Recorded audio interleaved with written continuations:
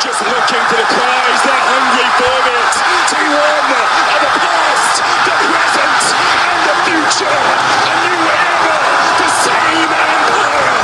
T1 are your 2024 World Champions.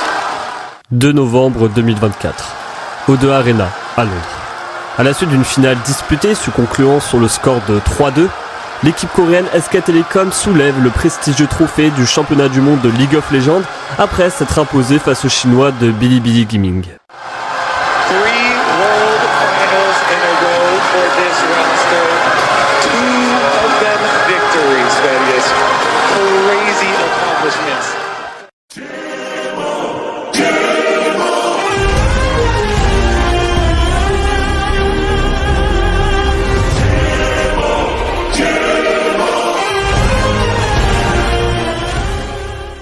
Toutefois, pour mieux comprendre l'importance de ce titre, remontons quelques années en arrière.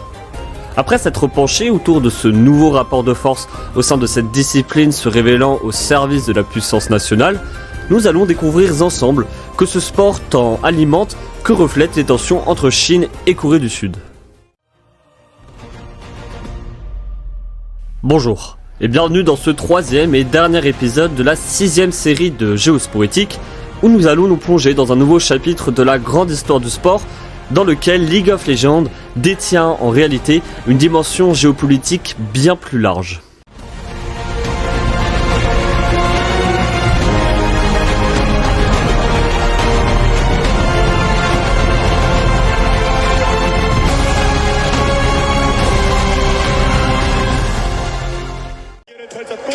이제 단 2 팀만이 남았습니다.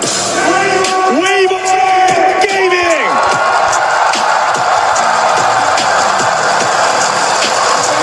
그리고 T1!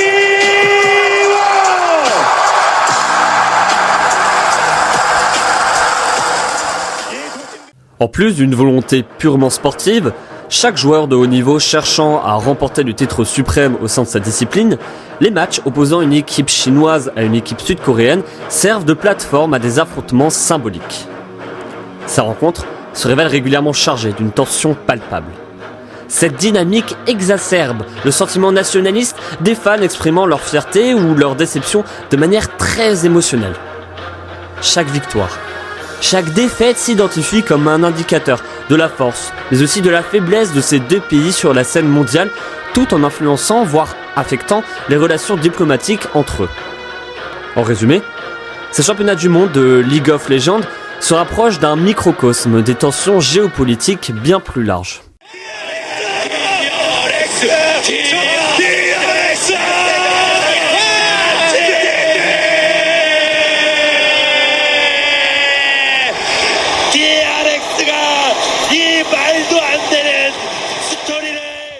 Après le triomphe d'Edward Gaming face à Damwon Gaming en 2021, la Chine en était enfin convaincue. La domination sud-coréenne sur League of Legends rimait avec passé. La pièce a en effet basculé, mais pas du bon côté. L'Empire du Milieu n'a pas assommé ses voisins, au contraire, ils les ont ressuscités.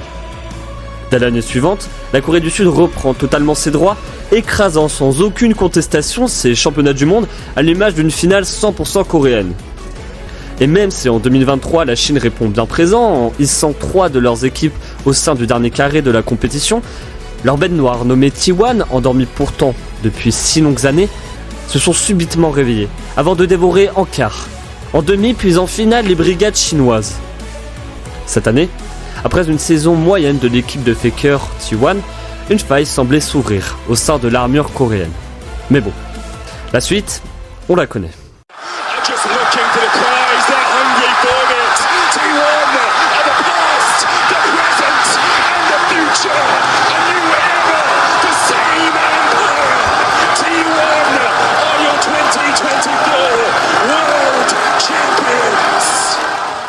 « 9 titres de champion du monde pour la Corée du Sud contre 3 pour la Chine. Une finale remportée sur 6 face au pays du matin calme. Que dire de plus? Les chiffres parlent d'eux-mêmes. Non, l'Empire du Milieu n'est jamais réellement parvenu à concurrencer sérieusement son voisin tant sur League of Legends que dans le domaine du soft power. Si l'on souhaite rajouter une couche, 6 des 15 joueurs ayant remporté le championnat du monde avec une équipe chinoise se révèlent sud-coréens.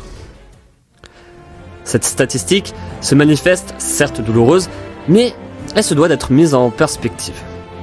Sur les 3 brigades chinoises présentes cette année en phase finale, un seul joueur ne détenait la nationalité rouge et jaune. Finalement, d'Uzi à Bilibili Gaming, le pays du milieu ne parvient à tout simplement pousser cette dernière porte vers le trône suprême. La raison ? C'est que cette place s'avère occupée par T1 et son leader incontesté Faker. Tant qu'ils resteront à leur meilleur niveau, la Chine ne pourra que s'agenouiller face au talent gigantesque de son petit voisin sud-coréen. Guerre d'influence en mer de Chine orientale. Après Pékin, la Corée du Sud accroît sa zone de défense aérienne. Excédée par l'annonce chinoise de créer sur une grande partie de la mer de Chine orientale une zone d'identification aérienne, les autorités sud-coréennes ont annoncé ce dimanche qu'elles allaient faire de même. League of Legends s'assimile aussi à un miroir, reflétant la dynamique d'une rivalité régionale.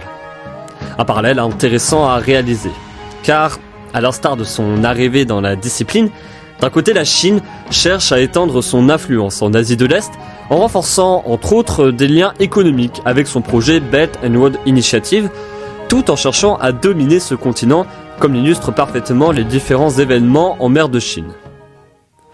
À l'instar de sa volonté de participer à l'implantation de League of Legends au Japon ou encore au Vietnam, quelques kilomètres plus loin, c'est la Corée du Sud qui, quant à elle, cherche à renforcer ses alliances avec d'autres pays de la région, généralement membres de l'ASEAN, dans l'optique de diversifier ses partenariats économiques et sécuritaires.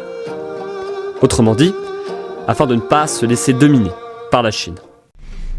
Le défi posé par la Chine est bien plus sérieux que celui de l'Union soviétique pendant la guerre froide. Nous voulons construire l'armée la plus forte du monde. L'équilibre stratégique du pouvoir a basculé en 20 ans en faveur de la Chine. Ce qui se passe à Taïwan, c'est presque plus important que ce qui se passe en Ukraine. Les 2 plus grandes puissances mondiales se font face. Il y a un risque important de déflagration. À mesure que l'e-sport continue de croître avec League of Legends en chef de file, il s'avère probable que ces enjeux géopolitiques deviennent de plus en plus prononcés. Les pays continueront de rivaliser afin d'établir leur dominance dans ce domaine. Investissement, infrastructure, formation des joueurs, promotion des événements, sponsoring, un véritable cercle vicieux qui ne cessera de se développer à travers le monde.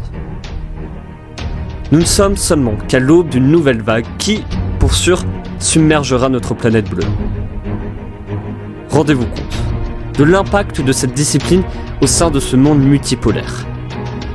Imaginez les répercussions de cette évolution du sport dans un monde devenu bipolaire, une guerre froide moderne opposant la Chine non pas à la simple Corée du Sud, mais à son allié, aujourd'hui première puissance mondiale, les États-Unis. Est-ce que j'exagère ? Peut-être. Mais n'oubliez pas ces quelques mots, énoncés en introduction du premier épisode. Mais en réalité, ce royaume mélange créativité, intelligence, stratégie, réflexion, esprit de sacrifice, supériorité tactique ou encore travail d'équipe. Maîtriser ce jeu revient à maîtriser les enjeux de notre monde multipolaire. Ce sport s'assimile littéralement à la guerre avec les armes en main. La victoire d'une équipe, c'est le triomphe d'un pays, d'un modèle, d'une idéologie. Merci, cher auditeur. C'était Géosporétique, League of Legends, terre d'un affrontement idéologique. N'hésitez pas à vous abonner à ce podcast afin d'écouter les futurs épisodes. C'était Alexis Gallo, à bientôt.